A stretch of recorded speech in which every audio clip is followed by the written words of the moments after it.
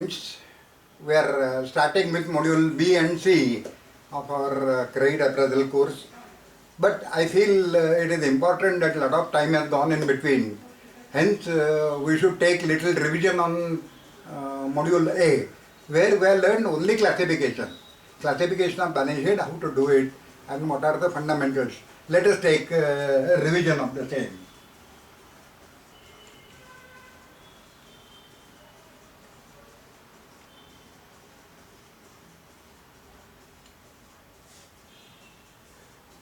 You understood structure of the course. Module ABC are understanding of balance sheet. All these three together, your balance sheet knowledge will be thorough. That is what I feel. But be free and start asking questions. Unless you ask questions, your fundamentals will not get clarified. So that is very important.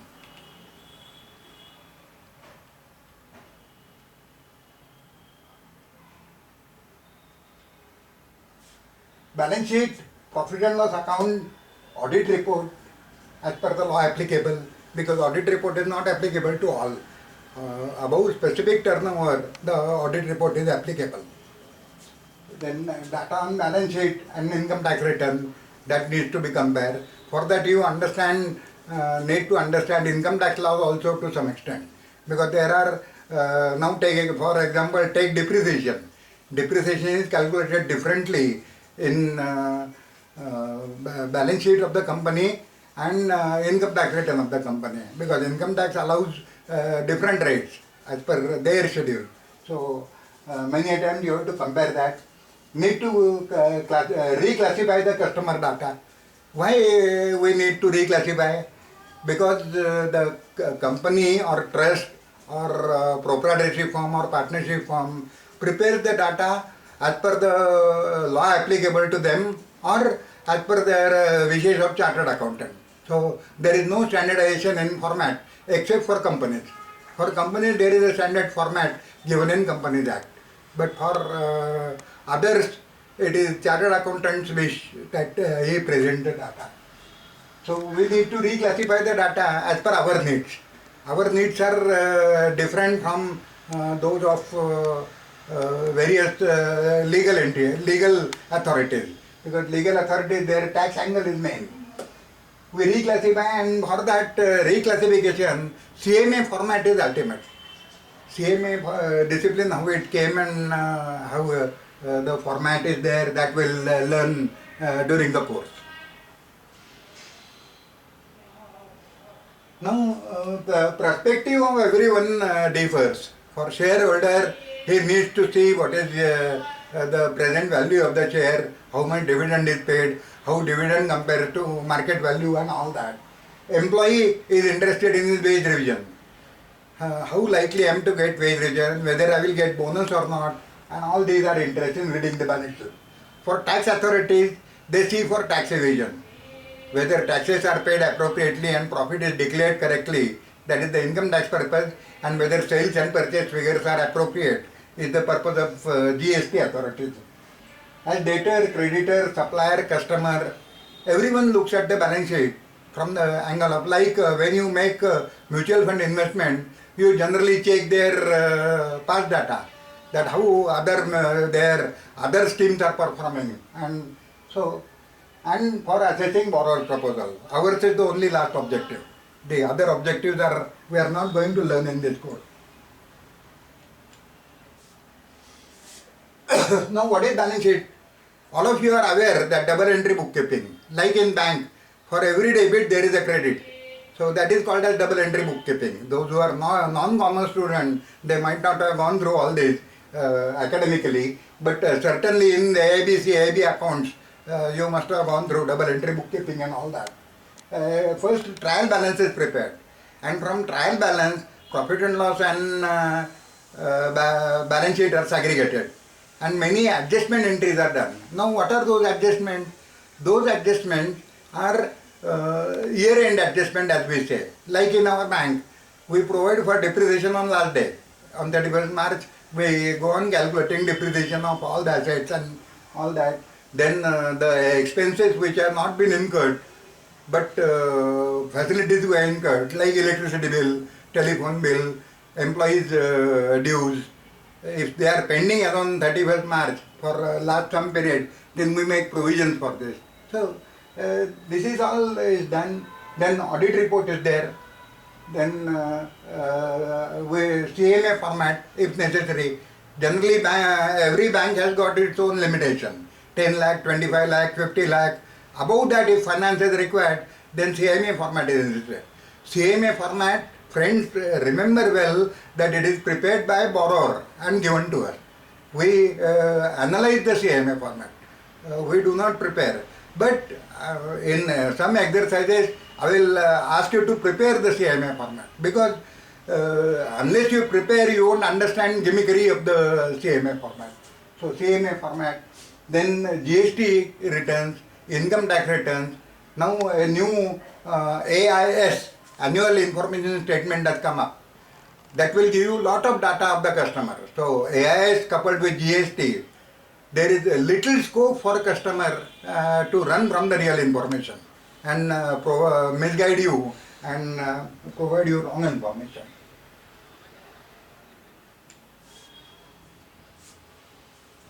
Now this questionnaire and all you have done in the last course.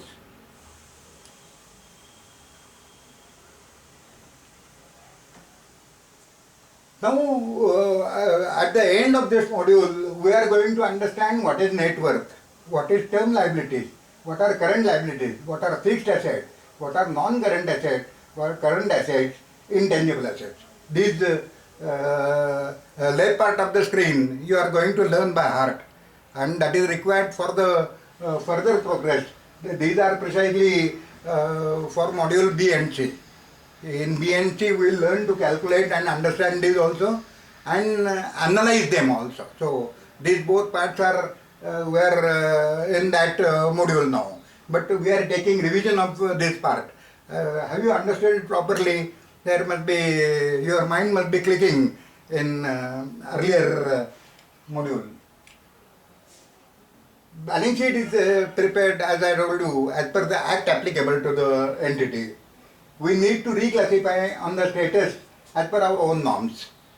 Basis is CMA, Credit Monitoring Arrangement. Format is direct outcome of Tandon and Chore committee. Those who are interested can always download Tandon and Chore committee report. That is for academic interest, because presently that is not in use. Tandon and Chore committee report and CMA format has been scrapped by RBI, and presently it is not in operation. That format was required till 1997 for getting sanction of above 1 crore advances. Above 1 crore advances were supposed to be reported to RBI in CMA format, and RBI used to give approval. That is called as Credit Monitoring Arrangement. So that monitoring arrangement was there, but now RBI stopped that. RBI says, जिसको पैसा देना है उसको दे दो, monitor करो और वसूली करो. So RBI came out of it from 1997. But though RBI has removed that form from the system, still it is in operation, because no bank has found the alternative to CMA format. So CMA format, that is why we need to study by heart. No bank has found alternative, that is the important thing. Now, we reclassify balance sheet into these 7 heads.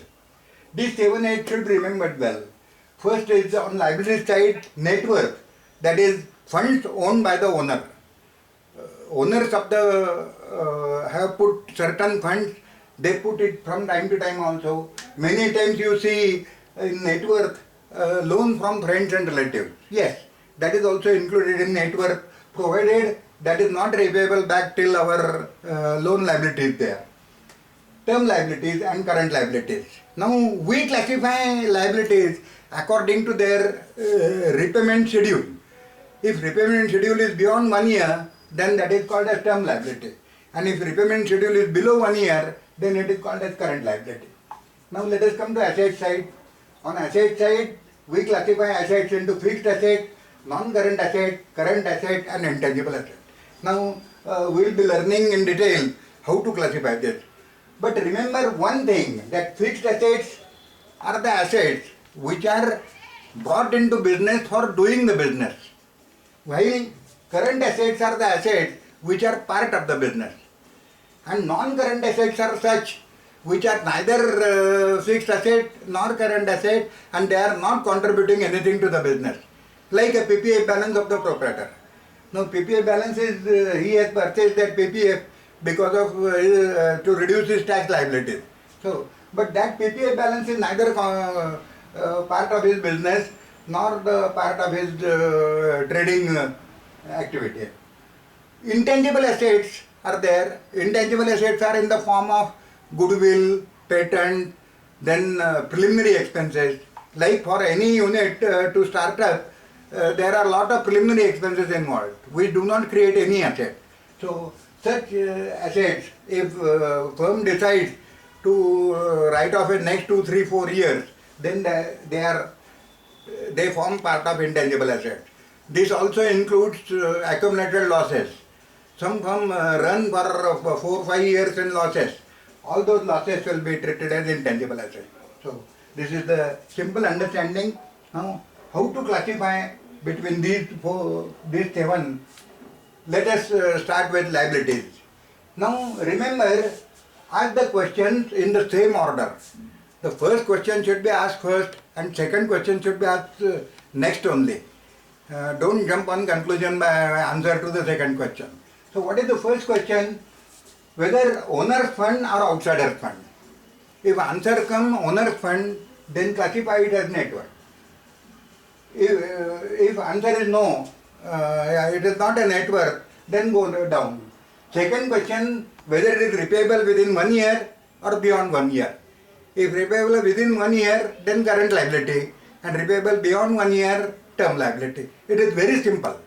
So ask this fundamental question, and many times you make a mistake that you go by the balance sheet definition. But balance sheet definition is not to be used here, because balance sheet is as per Companies Act or Chartered Accountant names. So classification there, many times they do as secured, unsecured liabilities. But those secured, unsecured liabilities, we have to ask question to each liability within 1 year or above 1 year, and accordingly classify it between current and term liability. That is very important, because you will see bank's cash credit and bank's term loan, both are classified under secured liabilities. But those secured liabilities, cash credit will go to current liabilities and term loan will go to term liabilities. So remember that. Don't rely on the classification given in the balance sheet, but ask these questions and classify. Now classify assets. Here also the same rule goes, that first question to be asked first, second question to be asked next.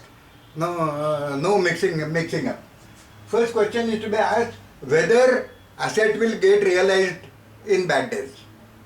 A simple question. A goodwill, patent, accumulated losses, then many such items. Now, suppose he has given loan to his brother. That loan we can treat as intangible asset, because it is not likely to get recovered in bad days. So all such items are to be classified as intangible asset. Simple question to be asked, whether this asset will have any value in case of bad days. Now similar case you can apply to NPA provisions. So NPA, non-performing assets. All non-performing you can treat as intangible assets, because they are of no use.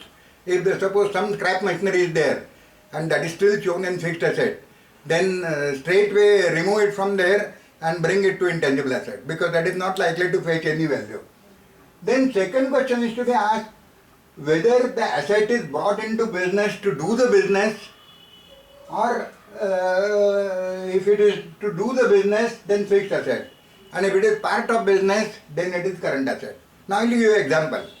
A lathe machine produced by HMT and sold by say China traders across your road, and now your lathe machine user who is going to put a plant, by using lathe he is going to make wooden toys. Now this same lathe machine, when it is in HMT workshop, that will be work in process or finished good, because HMT's business is to manufacture such lathes. So there it will be part of current asset. When it comes to shop of China traders across the road, still it will be current asset, because it is item of trade. He is buying lens from HMT and selling it to the customers. But when it will come to your borrower, now it is its plant and machinery. Because from that lathe he is going to manufacture toys. So he is not a seller of lathe. So same example can be extended for car also. Now suppose bank has confiscated that lathe for non-payment of dues for their term liabilities and taken possession of that lathe. In that case, it will be non-current asset of bank, because bank is neither trading in lathe, nor manufacturing lathe, nor using lathe and making production, but bank has acquired it as security for towards debt not recoverable. So that asset, same lathe, that will turn from current asset to fixed asset and fixed asset to non-current asset, and maybe if it is rusted and gone, then it will turn into intangible asset also. So are you getting me? Don't go jump to the conclusion by name of the asset. Many times you do that. It is a lathe, the lathe machine, then it is fixed asset. No. Many times those who are common graduate, they have got this concept pakka in there, sir. Plant and machinery, land and building, and all these are fixed assets. No. Here you should remember whether he has brought it for doing the business or it is part of the business. So that is very important to classify between fixed asset and current asset. I think you must have got it. Classify assets. Now some assets will remain which are tangible but not contributing anything to the business. Like a doctor having hospital and is having assets like LIC policy, PPF account, plot purchased, and all those assets will be shown in the balance sheet. But they are not contributing anything to the business. So all such assets, you can take them as security, no problem. But as far as the business is concerned, they are neither fixed asset nor current asset. So they will be classified as non-current asset. Non-current assets are not to be controlled because they are at borrower's wish and requirement. So they will always be there. The only exception will be quoted investment. Quoted investment means what? Quoted investment means an investment which can immediately converted into cash. Such investments will be quoted shares, bank FDs, etc. can easily convert into cash and hence treated as current asset. Now remember, bank FD, is it easily encashable? Yes, answer is yes. Because as per Banking Regulation Act, accepting deposits for the purpose of lending and deposits repayable on demand. So bank is bound to make payment before maturity if demanded. That is why bank fixed deposit only will classify under current asset. If he has kept in some company or in some finance society, then that will not be converted. But if that society happens to be bank, cooperative bank, then yes. For those whom BAR Act is applicable, only for their cases, that FD will be treated as current asset and all other FDs will be treated as non-current asset. Remember it very well. Often people make a mistake like this. That company is good, he has kept with Tatas, so those 1 lakh are they are recoverable or not recoverable is not the question here. Whether that is part of cash, only those securities will be coming in the current asset. Same thing applies to quoted shares. Okay.